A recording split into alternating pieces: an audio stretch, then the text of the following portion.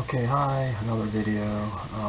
This is just your straight up simple screw retained implant restoration video. This is actually a follow-up from, I don't know if you guys saw another video of mine where I had a video mentioning how a Zimmer implant I placed had a breakage at the abutment level, so because of kind of a lab that wasn't so good.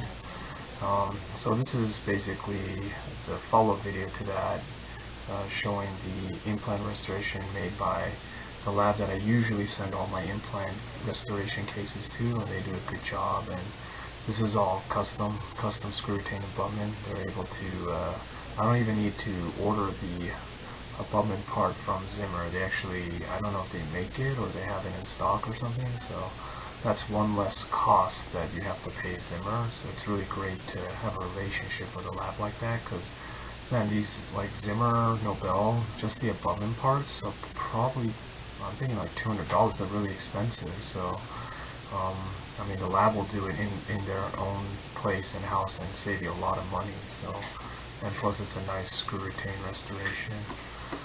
So here we go.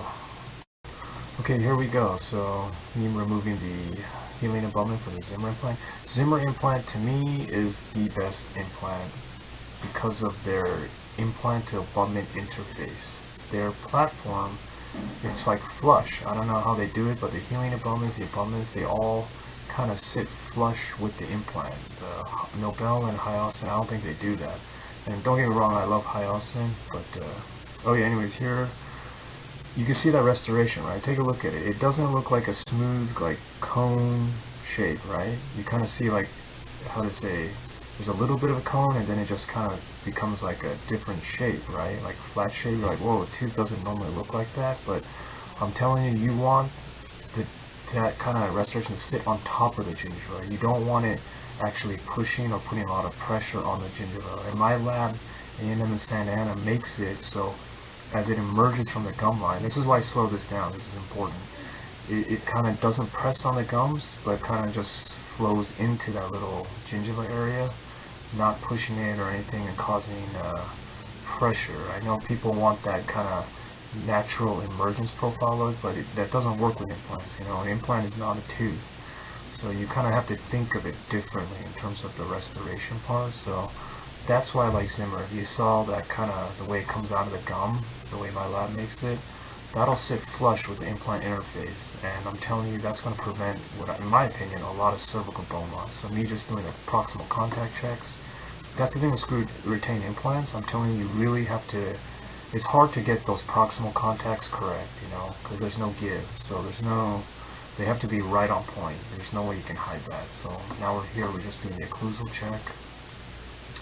Looks pretty much good. The lab did a great job getting most of it, you know, done right, so I don't have to do too much adjusting. I like a light occlusion on my implant crowns, never heavy, because that'll be another contributing factor to the cervical bone loss.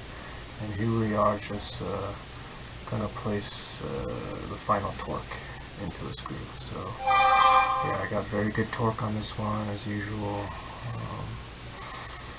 Yeah, Zimmer, they make quality parts and everything, you know. I really like their company. Highly recommend it. I think they're superior to like Nobel, simply because Zimmer also is a big surgical company in terms of orthopedic surgery and everything. So in terms of bone, they really are the best. So here we go, and not only that, they just have a really good restorative platform too. And I think it's the best way to restore. So. But yeah, the cost is just a problem, so that's why I use a lot of Boston. But yeah, here making the final touches on a screw retain implant. Sometimes you have to make the adjustment in mouth like that because there's no give. So anyways, thanks for watching. Talk to you later. Bye.